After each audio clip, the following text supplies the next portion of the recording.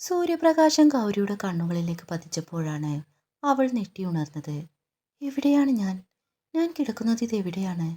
ഒരു നിമിഷം അവൾക്ക് ഒന്നും ഓർമ്മ കിട്ടിയില്ല. ചുറ്റുമുള്ള അന്തരീക്ഷം പതിയെ അവളിലേക്ക് തെളിഞ്ഞു വന്നു. അപ്പോഴാണ് തൻ്റെ കവിളിൽ തട്ടുന്ന ആ ചൂടും തൻ്റെ തലയ്ക്ക് താഴെയായി താളാത്മകമായി മിടിക്കുന്ന ഒരു ഹൃദയമിടിപ്പും അവൾ അറിഞ്ഞത്. ഗൗരിയുടെ കണ്ണുകൾ വിടർന്നു. താൻ കാർത്തികേട്ടൻ്റെ കാർത്തികേട്ടൻ്റെ നെഞ്ചിൽ തലവെച്ചാണ് കിടക്കുന്നത്. അയ്യോ! ഗൗരി വല്ലാതെ നെട്ടിപ്പോയി.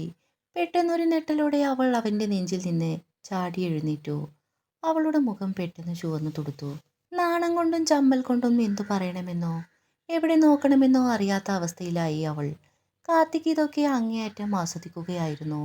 അവളുടെ ആ വെപ്രാളം പിടിച്ചുള്ള നിൽപ്പ് അവൻ്റെ ചുണ്ടിൽ ഒരു കള്ളച്ചിരി വിടർത്തി. അവനെ എഴുന്നേൽക്കാനൊന്നും തുനിഞ്ഞില്ല. പകരം ആ തളർച്ചയോടെ തന്നെ അവളെ നോക്കിക്കിടന്നു. ഗൗരി അങ്ങോട്ടും ഇങ്ങോട്ടും തപ്പി പിടിച്ചു നിന്നു. കൈകൾ എവിടെ വെക്കണമെന്നറിയാതെ അവൾ ചുരിദാറിൽ പിടിച്ചു വരിഞ്ഞു. അത് അത് ഞാൻ ഞാൻ അറിഞ്ഞില്ല. രാത്രി കാർത്തികേട്ടന് പണി കൂടുതലായിരുന്നത് കൊണ്ട് ഞാൻ ഞാൻ ഉറങ്ങിപ്പോയതാ. സത്യം, എനിക്ക് ഒട്ടും ഓർമ്മയില്ല. അവൾ കണ്ണുയർത്താതെ വിക്കി വിക്കി പറഞ്ഞു. ചമ്മൽ കാരണം അവൾക്ക് മുഖം ഉയർത്താൻ പോലും കഴിയുന്നില്ലായിരുന്നു. ഒരു വലിയ തെറ്റ് ചെയ്തതുപോലെ അവൾ നിൽക്കുന്നത് കണ്ടപ്പോൾ കാർത്തിക്കിന് ചിരി പൊട്ടി. അവൻ ബെഡിൽ നിന്നും എഴുന്നേറ്റ് ഒരു തലയണ എടുത്തു മടിയിൽ വെച്ചു. ബെഡിലേക്ക് ചാരിയിരുന്നു. എന്നിട്ട് നാണത്തോടെ തല താഴ്ത്തി നിൽക്കുന്ന ഗൗരിയെ ഒന്ന് നോക്കി. ഗൗരി, അതിന് ഞാൻ നിന്നെ ഒന്നും പറഞ്ഞില്ലല്ലോ. നീ എന്തിനാ ഇത്ര ചമ്മുന്നത്? അവൻ്റെ ആ ചോദ്യം കേട്ടതും ഗൗരി കൂടുതൽ ചമ്മി. ചമ്മലൊന്നുമല്ല, ഞാൻ അവൾ മറുപടി കിട്ടാതെ വേഗം ബാത്റൂമിലേക്ക് ഓടി. ഗൗരി അവിടുന്ന് ഓടിപ്പോയെങ്കിലും കാർത്തികിന്റെ മനസ്സിൽ ആ നിമിഷം മായാതെ കിടന്നു. താൻ ഉണർന്നിരുന്നത് അവൾ അറിഞ്ഞില്ലെങ്കിലും ആ ഉറക്കത്തിൽ അവൾ തന്നോട് ചേർന്ന് കിടന്നതും ആ പരിചരണവും അവനിൽ വലിയൊരു മാറ്റമാണ് ഉണ്ടാക്കിയത്. കുറച്ചു കഴിഞ്ഞതും ഗൗരി ഫ്രഷായി ബാത്റൂമിൽ നിന്നും ഇറങ്ങി. ദൈവമേ, ഞാൻ എങ്ങനെ അദ്ദേഹത്തിന്റെ മുഖത്ത് നോക്കും? അവൾ മനസ്സിൽ ചിന്തിച്ചു. അവളുടെ പ്രാർത്ഥനയെന്നോണം കാർത്തിക് ആരോടോ ഓഫീസ് കാര്യം ഫോണിൽ സംസാരിക്കുകയായിരുന്നു. അവൾ മുറിയിൽ നിന്ന് പുറത്തേക്ക് ഓടി. ഫോണിൽ സംസാരിച്ചു കൊണ്ടിരുന്ന കാർത്തിക് അവൾ പടിയിറങ്ങി പോകുന്നത് നോക്കി ബെഡിൽ ചാരിയിരുന്നു. അവളുടെ ആ നിഷ്കളങ്കമായ പരിഭ്രമം അവനോടുള്ള അവളുടെ കരുതലിന്റെ തെളിവായി കാർത്തികിന് തോന്നി. അടുക്കളയിലേക്ക് ഓടിച്ചെന്ന ഗൗരിക്ക് ശ്വാസം നേരെ വീണില്ല. അവളുടെ ഹൃദയം അപ്പോഴും വല്ലാതെ ഇടിക്കുന്നുണ്ടായിരുന്നു. ആ നെഞ്ചിലെ സ്പർശനവും ആ ചുവന്ന കണ്ണുകളോടെ തന്നെ നോക്കിയ കാർത്തികിന്റെ നോട്ടവും അവളുടെ മനസ്സിൽ നിന്നും മായുന്നില്ല. താൻ എന്തിനാണ് ഇത്ര വല്ലാതെ പരിഭ്രമിച്ചത്? ഇതൊരു കരാർ വിവാഹമല്ലേ? പിന്നെ എന്തിനാണ് ഇങ്ങനെ ഒരു അസ്വാഭാവികത? ഗൗരി സ്വയം മനസ്സിൽ ചോദിച്ചു. അല്പനേരത്തിന് ശേഷം ആവി പറക്കുന്ന ചായയുമായി അവൾ പതിയെ മുറിയിലേക്ക് നടന്നു. അകത്തേക്ക് കയറുമ്പോൾ കാർത്തിക് ബെഡിൽ ചാരിയിരുന്ന് പുറത്തെ മഴയിലേക്ക് നോക്കി എന്തോ ആലോചിക്കുകയായിരുന്നു. ഗൗരി അകത്തേക്ക് കടന്നതും അവൻ മെല്ലെ തലതിരിച്ചു അവളെ നോക്കി. ആ നോട്ടത്തിൽ എന്തോ ഒരു പ്രത്യേക തിളക്കമുണ്ടായിരുന്നു. കാർത്തികേട്ട, ചായ. ഗൗരി ടേബിളിൽ വെച്ചുകൊണ്ട് പറഞ്ഞു. ചായ ഗ്ലാസ് ടേബിളിൽ വെച്ച ശേഷം ഗൗരി അവിടെ നിന്നും പെട്ടെന്ന് തിരിയാൻ ശ്രമിച്ചു. അത് കണ്ടതും കാർത്തിക് ഒന്ന് ചിരിച്ചുകൊണ്ട് അവളെ തന്നെ നോക്കി. ചായ തരാൻ വന്നതാണോ അതോ അവിടുന്ന് ഓടി രക്ഷപ്പെടാൻ നോക്കുന്നതാണോ? പനി കാരണം നല്ല ക്ഷീണമുണ്ട്. ആ ചായ ഒന്ന് എടുത്തു തരാമോ? അവൻ്റെ ശബ്ദത്തിലെ ആ പഴയ ലാഘവത്വം കേട്ടപ്പോൾ ഗൗരിക്ക് ശ്വാസം നേരെ വീണു. ആശ്വാസത്തോടെ അവൾ ചായ ഗ്ലാസ് എടുത്ത് അവന് കൊടുത്തു.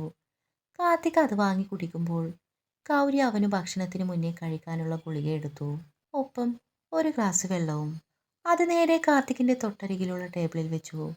ഇത് ഇത് ഭക്ഷണത്തിന് മുന്നേ കഴിക്കേണ്ടതാ, മറക്കല്ലേ. ഞാൻ താഴെ പോയി പ്രഭാത ഭക്ഷണം ഉണ്ടാക്കട്ടെ.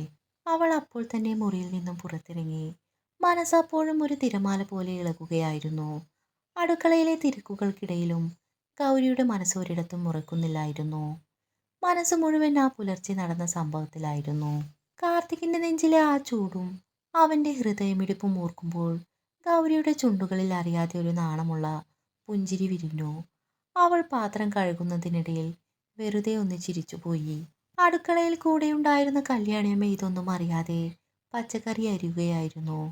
ഗൗരിയുടെ മുഖത്തെ ആ വിടർന്ന ഭാവവും ഇടക്കുള്ള പുഞ്ചിരിയും കല്യാണിയമ്മയുടെ ശ്രദ്ധയിൽപ്പെട്ടു.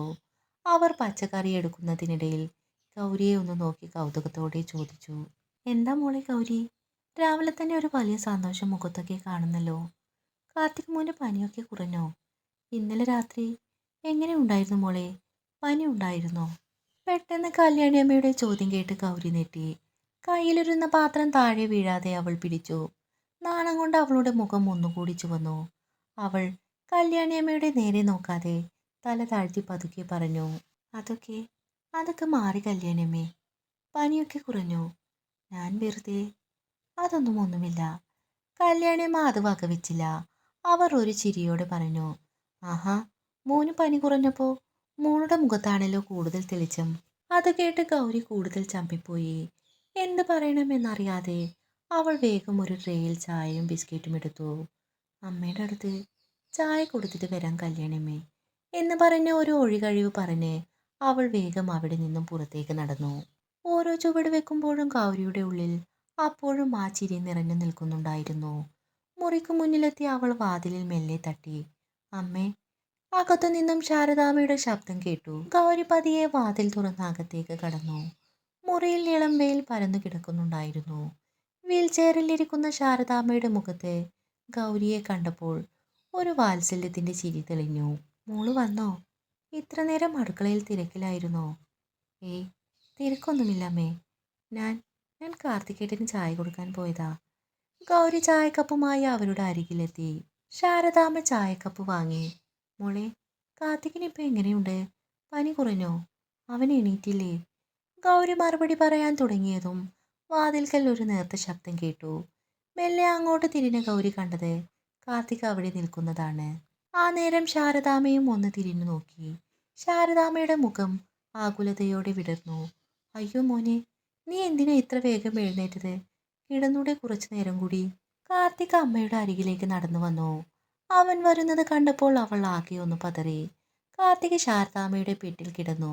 പക്ഷേ ആ നേരം അവന്റെ നോട്ടം അമ്മയിലായിരുന്നില്ല. മരുന്നുകൾ കൊണ്ട് അലങ്കോലമായി കിടക്കുന്ന ടേബിൾ അടുക്കി വെക്കുന്നതിനിടയിൽ നാണത്താൽ തലകുനിച്ചു നിൽക്കുന്ന ഗൗരിയിലായിരുന്നു. അമ്മേ, എനിക്ക് കുഴപ്പമൊന്നുമില്ല. കിടന്ന് മടുത്തിട്ട അമ്മേ. അവൻ അമ്മയോട് പറയുമ്പോഴും അവന്റെ കണ്ണുകൾ ഗൗരിയുടെ മുഖത്തെ ഭാവങ്ങൾ ഒപ്പിയെടുക്കുകയായിരുന്നു. ശാരദാമ്മ അവന്റെ നെറ്റിയിൽ ഒന്ന് കൈവച്ചു നോക്കി. ആഹാ, പനിയൊക്കെ നന്ദി കുറഞ്ഞിട്ടുണ്ടല്ലോ. അതൊക്കെ ആ ഗൗരിമോളുടെ പരിചരണം കൊണ്ട് തന്നെയാണ്. അവൾ രാവെന്നോ പകലെന്നോ ഇല്ലാതെ നിന്നെ നോക്കിയത് കൊണ്ടല്ലേ ഇപ്പൊ ഇത്ര പെട്ടെന്ന് എഴുന്നേൽക്കാൻ പറ്റിയത്.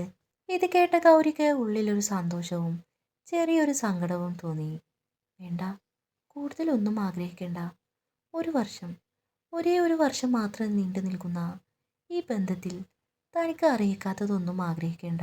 ഗൗരി മനസ്സിൽ ചിന്തിച്ചുകൊണ്ട് കൂടുതൽ വേഗത്തിൽ ടേബിളിലെ കാര്യങ്ങളിൽ ശ്രദ്ധ കേന്ദ്രീകരിച്ചു.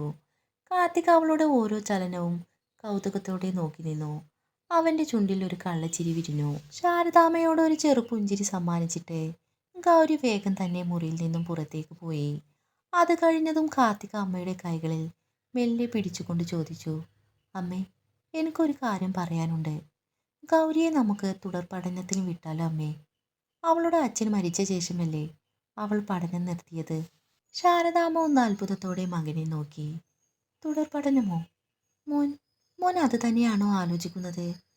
ഗൗരിക്ക് പഠിക്കാൻ വലിയ ആഗ്രഹമാണെന്ന് എനിക്കറിയാം. പക്ഷേ നമ്മൾ അതിനെക്കുറിച്ച് സംസാരിച്ചിട്ടില്ലല്ലോ. അതെ അമ്മേ, കാർത്തിക് തുടർന്നു. അവൾക്ക് അതിനുള്ള കഴിവുണ്ട്. ഇനിയും അത് പാഴാക്കരുത് എന്ന് എനിക്ക് തോന്നുന്നു. നമ്മളത് നടത്തിയാൽ നല്ല കാര്യമായിരിക്കും. അവൾക്കും അതൊരു വലിയ സപ്പോർട്ടാകും. ശാരദാമ്മയുടെ മുഖത്ത് സന്തോഷം വിടർന്നു. അവർ പുഞ്ചിരിച്ചുകൊണ്ട് പറഞ്ഞു, മോൻ മോൻ ഇങ്ങനെയൊക്കെ ചിന്തിക്കുന്നത് കാണുമ്പോൾ എനിക്ക് വലിയ സന്തോഷം തോന്നുന്നു. തീർച്ചയായും കാർത്തിക്, അത് വളരെ നല്ലൊരു തീരുമാനമാണ്.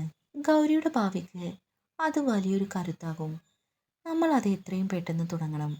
അമ്മയുടെ വാക്കുകൾ കേട്ട് കാർത്തിക് ഒന്ന് ചിരിച്ചു. അവളുടെ സ്വപ്നങ്ങൾക്ക് ചിറകു നൽകാൻ തനിക്ക് കഴിയുമെന്ന് വിചാരിച്ചപ്പോൾ അവന്റെ ഉള്ളിൽ വല്ലാത്തൊരു സംതൃപ്തി തോന്നി. കാർത്തികിന്റെ പനിയൊക്കെ ഭേദമായിട്ട് 2 ആഴ്ച പിന്നിട്ടിരിക്കുന്നു. ആ ദിവസങ്ങൾക്കുള്ളിൽ കാർത്തികിന്റെ മനസ്സിൽ ഗൗരിയോടുള്ള ഇഷ്ടം ഒരു കടൽ പോലെ അലയടിച്ചു തുടങ്ങിയിരുന്നു. പക്ഷേ ഗൗരിക്ക് അതറിയില്ലായിരുന്നു. ഓരോ ദിവസവും അവളിലെ നിഷ്കളങ്കതയും കരുതലും കാണുമ്പോൾ കാർത്തികിന്റെ ഉള്ളിൽ അവളോടുള്ള പ്രണയം കൂടുതൽ ആഴമുള്ളതായി മാറി. അന്ന് രാവിലെ ഓഫീസിൽ പോകാൻ റെഡിയായി വരികയായിരുന്നു കാർത്തിക്. അടുക്കളയിൽ ജോലികൾക്കിടയിലായിരുന്ന ഗൗരിയുടെ അടുത്തേക്ക് അവൻ ചെന്നു. അവളെ കണ്ടതും കാർത്തിക്കിന്റെ ചുണ്ടിൽ ഒരു ചെറു പുഞ്ചിരി വിരിഞ്ഞു. ഗൗരിയുടെ ആ കുറുമ്പും നാണവും കാണുന്നത് തന്നെ അവന് വലിയൊരു സന്തോഷമായിരുന്നു. ഗൗരി, കാർത്തിക് അവളെ വിളിച്ചു. അവൻ അടുത്തു വന്നപ്പോൾ ഗൗരി പെട്ടെന്ന് തിരിഞ്ഞു നോക്കി. ആ നോട്ടത്തിൽ എപ്പോഴും ഒരു മടിയും അല്പം ചമ്മലും ഉണ്ടായിരുന്നു. എന്താ കാർത്തികേട്ടാ? അവൾ ചോദിച്ചു. ഇന്ന് നമുക്കൊരു സ്ഥലം വരെ പോകാനുണ്ട്. ഓഫീസിൽ പോകുന്നതിന് മുന്നേ അവിടെ ഒന്ന് എത്തണം. അതുകൊണ്ട് നീ പോയി വേഗം ഒന്ന് റെഡിയായി വന്നേ. സമയം വൈകിപ്പിക്കേണ്ട. അവൾ ഒന്ന് അത്ഭുതപ്പെട്ടു. എവിടെയാ കാർത്തികേട്ടാ? ഓഫീസിൽ പോകണ്ടേ?